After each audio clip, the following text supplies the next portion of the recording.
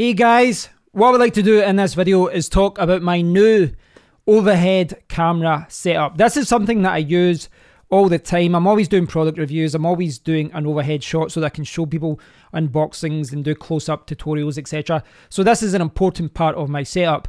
Over the years, I've tried many different things. This microphone, for example, which is on this boom arm. I've got another boom arm over there, the Rode PSA-1, and I used to use that for my overhead camera. I would strap that camera to the microphone boom arm, and then I could spin it around 360 degrees. It worked quite well, but the problem is that my table is on uneven floors, you know, with the floorboards, and it was shaking a lot. So yeah, all the footage was kind of moving around. More recently, over the last 6 months or so, I have been using this. This is a very good tripod, and one of the best selling points about it is that it does that.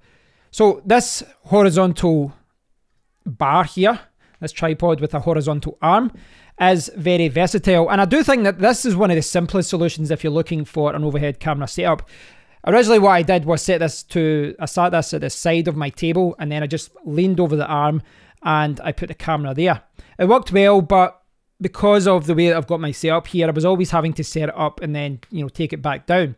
More recently, I had this behind my monitor, so I had the three legs there. They were in front of the screen, but what it did was allow me to put the overhead camera like that over my monitor, and that was quite good as well because it allowed me to quickly switch to my overhead camera and then switch back to my webcam and things like that. But it did, you know, get in the way that the legs were in front of my monitor. This new setup does not have any problems like that. It is, I would say, the best setup I've had over the last few years. And I would also say it's one of the simplest setups and one of the cheapest setups. So I'll get out of the way. I don't think there is a perfect overhead camera setup. I've looked online for this. There's dozens of different variations of setting up a camera, and it really does depend on what you're trying to film, your whole kind of setup. You know, I like switching to my webcam, so I don't like anything in the way. I think it does depend on what you're shooting and what your whole studio is like. But certainly for me, this is a perfect setup. And it's quite simple. I've got two light stands at the side. In between, I have what's called a crossbar. And light stands and crossbars, these are used a lot on green screen photography. So you'll see them on Amazon very, very cheap. Then I've got the Manfrotto Super Clamp. It's just a clamp which allows me to attach it to the bar, and then I've got my camera. Now my camera, I've just got it on a regular tripod Ballhead. Previously, if I can get it, previously I was using this bracket, which allowed me, it kind of allowed me to put it into a lot of different positions and extend it and all that, but you don't need it. So there's just really a few different parts to this. The light stands at the side, I actually had from a previous setup. I had these before because I did have a lighting setup with softboxes, but I don't use those lights anymore, so I've kind of repackaged them and reused them in this setup. In between, you have the crossbar. Now, I've got the Manfrotto 272B. This thing came in this huge box in a big cylinder tube, and in the UK, this costs about £70. It's not cheap, and it does do the job. This can actually extend up to 3 meters. I've got it about 1.6 or so, and it does do the job. It does do exactly what I'm looking to do, but in hindsight, I probably should have bought a cheaper version. There's lots of cheap versions of this out there from different brands, Chinese brands, etc. There was some on Amazon for as little as £25, and I was ready to buy one of those. And then I decided to opt for the more expensive option. I've opted for the Manfrotto one. Manfrotto is a good brand, but I do think some of the products are quite expensive. And I think for the crossbar, I probably should have went for a cheaper alternative. It's doing its job though, so I'm not going to send it back. In the middle here, what's holding my camera is the Manfrotto Super Clamp. I did a separate video about this.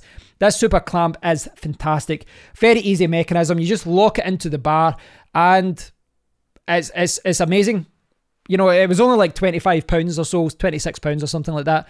It does exactly what I need. It clamps the camera in there. It can hold up to like 15 kilograms. It's an absolute beast of an accessory. And it doesn't move. It doesn't do anything. That's what you need. You need a clamp that allows you to clamp onto the pole and hold your camera in place.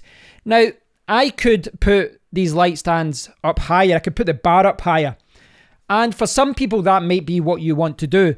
For me, I've kept it at this height. And at this height, this camera is not in shot. Whenever I record from the webcam, you can't see it, so you wouldn't even know it was there. But it's also close enough that I can lean up, I can turn it on, and then I can, if I turn it on, I've not got a battery in just now.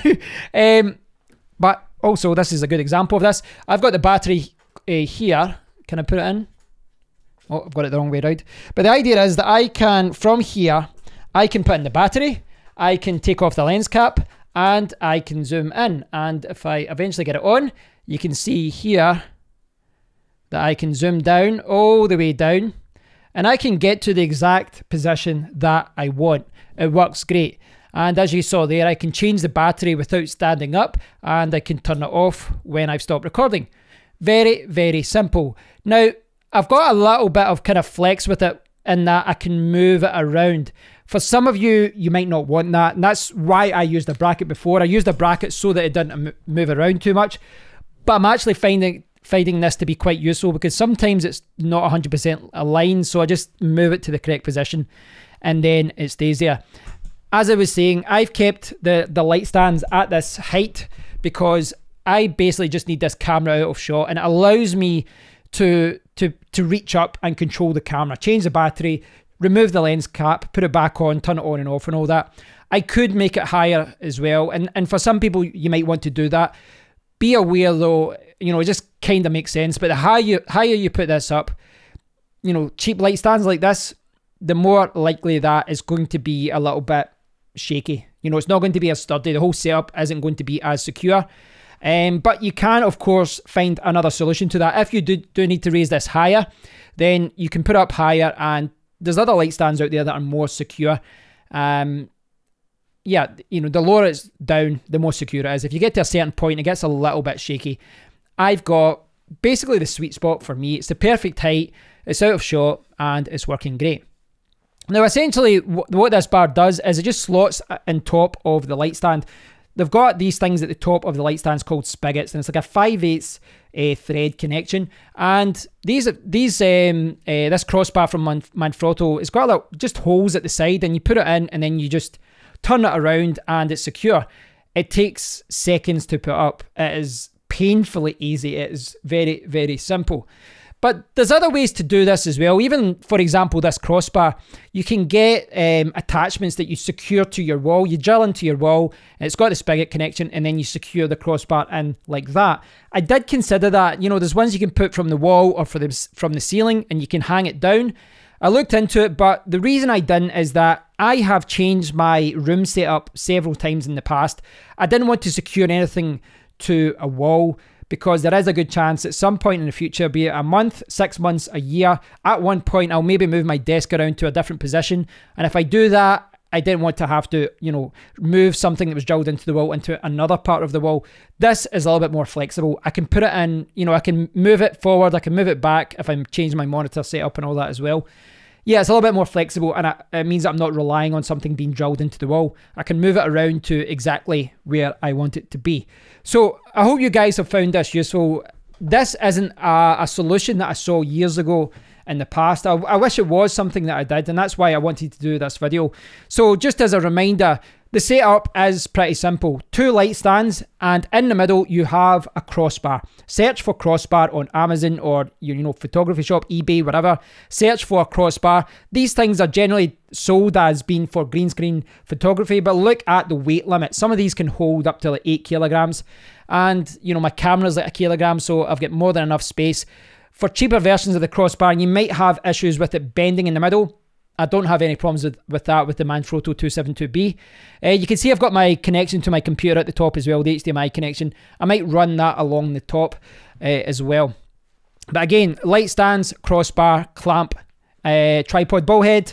You don't even need that really, but because this can be attached directly to the clamp, I went for a ball head. It just gives you a little bit more flexibility for moving around. Light stands, crossbar, clamp, tripod, ball head, camera. That's it, guys. It's a very, very simple setup. And right now, I only have the 1 camera, but I do think this is secure enough to maybe attach another 1, perhaps even 3 cameras. So in the future, if for example, down the line, I want to have a central shot there, and then I want to have 2 different angles from the left and the right to show something else as well. That is something that I could set up very easily, especially if I'm using an action camera. You know, I could secure a GoPro up here, a Sony action camera up there. Gives me a lot of leeway and a lot of flexibility as to what I do with my overhead shots. So thanks for watching, guys. There's a lot of things that you can do with an overhead camera setup, with tripod ball heads, with clamps, with brackets, with stands, with crossbars. Have a think about it and see what fits in with your setup. You know, your room dimensions might be different. Your setup might be different completely at all.